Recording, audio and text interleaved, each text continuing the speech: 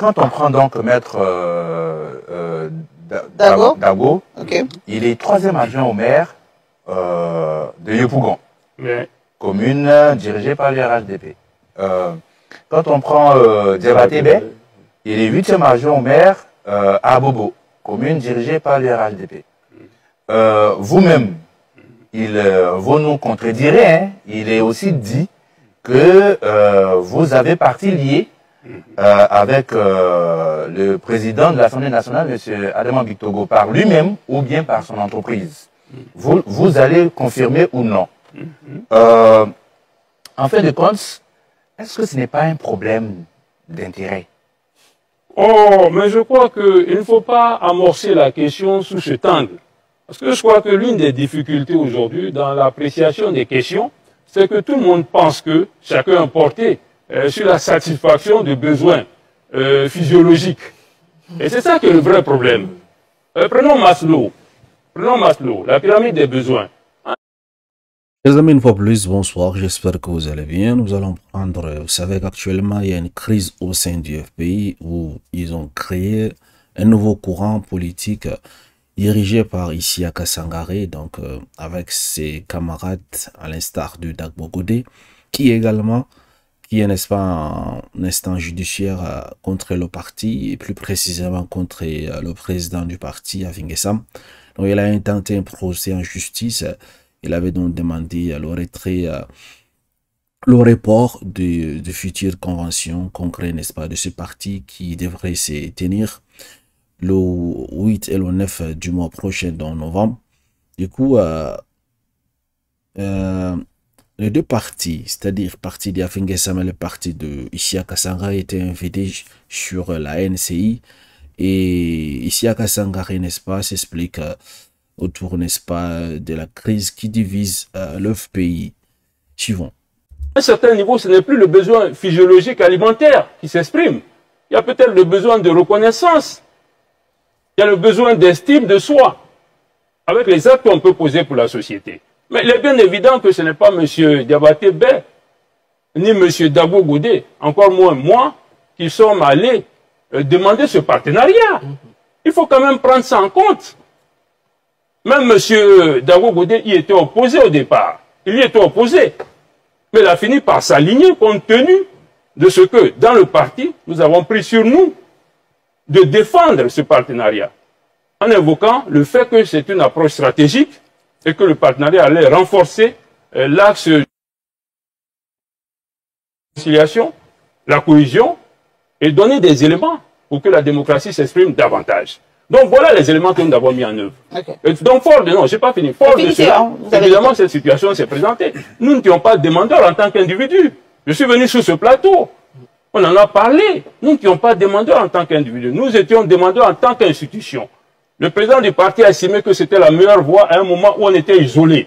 À un moment où les autres partis de l'opposition nous fermaient les portes. Et il ne fallait pas s'isoler. Il y a eu donc cette porte qui s'est ouverte. C'est pourquoi je dis, je suis pour le partenariat. Cette porte s'est ouverte à un moment donné où peut-être même que le RHDP n'avait pas besoin de nous. Je le dis clairement. Maintenant, sur les questions du commerce, peut-être que M. Bictogo, je connais M. Bictogo. C'est une autorité, il est président de l'Assemblée nationale. Donc, M. Bictogo, aujourd'hui, il est aussi un grand entrepreneur en Côte d'Ivoire. Moi, je suis consultant. Je suis consultant expert. J'ai déjà fait des missions dans l'océan Indien, aux États-Unis. Je me trouve dans une situation où un national me demande, Sangare, est-ce que tu pourrais procéder au recalibrage des compétences chez moi? Tu pourrais me sortir une charte fonctionnelle. Tu pourrais faire la pesée des postes. Tu pourrais jouer sur la culture entrepreneuriale. Tu pourrais mettre en œuvre des techniques d'externalisation pour que ma société se porte mieux. Oui, je réponds que je le fais avec beaucoup de fierté. Parce que c'est ceux-là quand même qui sont le fleuret de notre tissu économique et industriel. Bictogo, le président Kakou de NCA, Diabou de NCA, Kakou Diabou de NCA. Okay. Il y en a d'autres. Donc, Dosongui. Donc, je l'ai fait, Billon. Donc, je l'ai fait, et je l'ai fait avec beaucoup de fierté, parce que j'ai vu qu'à ce niveau-là, on m'a confié une mission qu'on aurait pu confier à quelqu'un d'autre. Mais on m'a confié la mission par rapport à mon expertise. Je le fais pendant 6 mois, j'ai fini, j'ai rendu mes conclusions, ça a été bien apprécié. Et je dirais que pour moi, ça a été une réelle opportunité pour apporter mes compétences à une société locale. Vous aurez remarqué que le parti de Afegessa ne sont pas présents sur le plateau, en fait. Quand il a une volonté de vous écouter, mais quand des décisions sont prises pour contourner les règles, pour museler son opposition en interne, pour piétiner et fouler au pied les textes, on discute de quoi? Il n'y a rien à dire. Maintenant, la question du bilan. Un bilan. Quand vous avez été 2 à signer, mais pour faire un bilan, vous allez à 2. Je suis désolé. On ne fait pas un bilan de façon unilatérale. Mais est-ce que vous êtes satisfait, vous? Non, non, je réponds déjà dans la forme. Quand on a été 2, vous et moi, à signer un bilan, à signer un accord, mais le minimum, ce serait qu'on se retrouve pour dire qu'est-ce qui a marché, qu'est-ce qui n'a pas marché, et qu'on en tire les conséquences. Et je ne peux pas, au moins, de façon unilatérale, m'ériger en censeur et dire non, ça n'a pas marché. Pendant que l'autre partie dit je suis volontaire pour venir discuter avec vous. J'étais à toutes les rencontres. On aurait pu le faire, ça nous aurait coûté. Le RHDP, quand vous dites le RHDP, oui. J'ai participé à toutes les rencontres relativement au partenariat. À toutes les rencontres, à toutes les négociations, à toutes les discussions. On aurait pu faire ce bilan. C'est une question d'orthodoxie. C'est aussi simple que ça. On a été ensemble, qu'est-ce qui a marché, qu'est-ce qui n'a pas marché. Maintenant, est-ce que je suis satisfait de ce bilan? Oui, je vais répondre. Ce bilan, d'abord, quelle était la finalité? Réconciliation, cohésion, démocratie. Mais il y a eu quand même quelques avancées. Je ne dis pas que tout a été fait, mais il y a eu quelques avancées. Il y a eu des libérations. Il y a eu des libérations de certains prisonniers. Il y a eu des actions au niveau du parti au pouvoir. Maintenant, qu'on se targue sur le fait que, parce qu'il y a eu des échecs électoraux, notamment les plus importants, alors même qu'on a dit au départ que ce partenariat n'a pas vocation électorale. Je suis désolé, c'est incohérent. C'est peut-être mon parti, mais c'est incohérent. Je veux incarner des valeurs, dire ce que je pense, le développer. Parce que le désaveu de la classe politique, c'est parce qu'on ne sait pas dire aussi la vérité. Je regarde les Ivoiriens droit dans les yeux, je leur dis ça. Parce que c'est aussi ça le problème. On dit non, ce n'est pas à vocation électorale. On le signe 3 mois avant l'élection. Il y a une défaite chez nous, défaite importante. On s'offusque. On dit non, on n'a pas atteint l'objectif. Mais si tant est que la finalité, ce n'était pas l'approche électorale, alors il n'y avait pas de raison. Il n'y avait pas le feu en la demeure. Ok, d'accord. Vous venez donc de suivre l'intervention de M. Isiaka Sangaré sur la crise au sein du FPI. Mais pourquoi est-ce qu'ils ont décidé de créer leur propre courant? Et parmi les causes, M. Afingessam ne serait pas donc clair dans les détails et les rapports de ce qui se passe avec eux. C'est-à-dire, par exemple, le projet où est-ce qu'ils ont parti en accord pour travailler avec le RHDP. Au départ, ils étaient tous ensemble, en fait. Maintenant, pour faire le bilan, Afi les a mis d'écouter. Ainsi, lorsque Afi avait reçu de l'argent de la part du RHDP, au départ, c'est le parti. Ils ont pris les décisions ensemble pour envoyer ces messieurs travailler avec le RHDP. Au final, pour faire le bilan, ils ont été écartés, ou bien même on dirait que Afi n'a même pas voulu faire de bilan. Et lorsque vous osez vous prononcer sur la question, on vous écarte. D'ailleurs, même l'ex-secrétaire général du parti a été écarté, c'est Isiaka Sangaré, il a été écarté. Dernièrement, avec, n'est-ce pas, le recours qu'a eu Maître Dagbo Godé contre son propre parti, lui a, n'est-ce pas, valu également une exclusion ou bien une suspension du parti. Et dans les années antérieures, si vous essayez de voir, lorsque M. Afingessam avait pris une décision unilatérale de se rallier au PDC RDA également, il y avait eu des personnes qui ne voulaient pas. Et ces personnes ont été également suspendues du parti.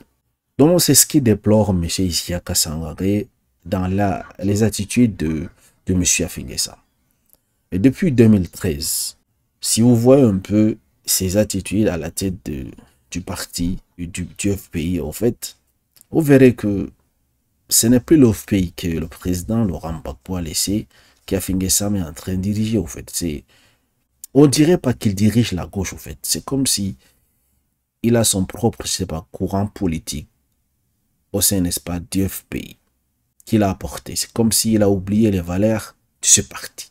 L'idéologie même qui fait, n'est-ce pas, de ce parti-là. Il a oublié. Et selon mes remarques, on m'en excuserait au fait. Moi, je dirais qu'Afingé Sam, il dirige, ou bien pendant toutes ces années, il a dirigé ce parti sans vouloir partager le pouvoir. Alors que lorsqu'on a un bureau exécutif au sein d'un parti, on est censé se concerter, prendre des décisions ensemble. On n'est pas censé suspendre quelqu'un qui ne voit pas les choses de la même façon que vous. En fait. Les personnes diront pourquoi le Dagbo Godé a eu directement recours à la justice sans passer par le comité. Il ne voulait pas l'écouter en fait. Il ne voulait pas l'écouter. Et c'est dans son droit de saisir la justice si quelque chose ne va pas. D'ailleurs, tout un citoyen a le droit de saisir la justice. Donc, je pense que pour moi, réellement, selon le parcours d'Afi Défi, n'est-ce pas, sa prise de présidence à la tête, n'est-ce pas, du FPI, jusqu'à aujourd'hui, moi je vois un comportement d'un dictateur, au fait, à la tête de ce parti. Parce que il n'y a pas de cohérence entre lui et les bureaux exécutifs. Ouais, c'est ce que moi je vois, en fait. Parce que sinon, tout ce que nous voyons, des créations, des courants au sein du même parti, ceci, cela, lorsque vous prenez des décisions, vous prenez ensemble, lorsque quelque chose tombe, de l'argent, de financement, il n'y a pas de bilan, il n'y a pas de rapport, on vous écarte. Vous voyez, lorsque vous osez demander des explications, on vous suspend, on vous exclut du groupe, on dit que vous êtes un traître. Imaginez-vous une personne comme ça devient le président de la République. Imaginez-vous un peu. Quelqu'un qui, pour diriger son propre parti, il est déjà dictateur au sein du parti. Une fois qu'il devient président de la République, ça va être quoi? La monarchie ou quoi? On n'écoute pas les avis des autres alors qu'on travaille en équipe. Ça ne peut pas se faire. Désolé, au fait. Moi, je pense que c'est Siafi qui a tort, en fait, dans cette histoire. Parce que ça n'a pas débuté aujourd'hui. S'ils sont arrivés là, jusqu'à ce que ces personnes décident, n'est-ce pas, de virer ailleurs, ça veut dire quelque chose, que la présidence a raté sa vocation, en fait. Donc, du coup, lui, il mange seul, sans que les autres mangent, alors qu'eux, ils voient que lui a fini sa météo au restaurant. Lorsqu'ils cherchent des explications, on les exclut, en fait. Vous comprenez un peu ce qui se passe? L'explication pourquoi est-ce qu'ils n'ont pas assisté à ces débats, en fait, sur le plateau de NCI? Parce que des personnes vont me demander où est donc l'intervention des autres personnes.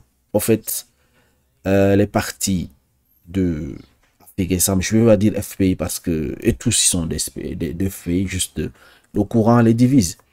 Les partis, les représentants de AFI n'ont pas pris part à ces débats parce qu'ils estimaient que c'est pas normal de confronter le même parti au sein du même débat, en fait.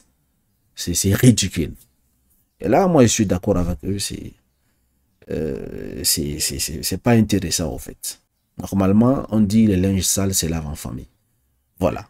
Quand on se comporte comme un dictateur, alors qu'on est le président d'une institution, d'un parti politique, je pense que c'est là nous montrer dans le futur, si vous devenez le président de la République, comment est-ce que vous allez vous comporter avec vos citoyens,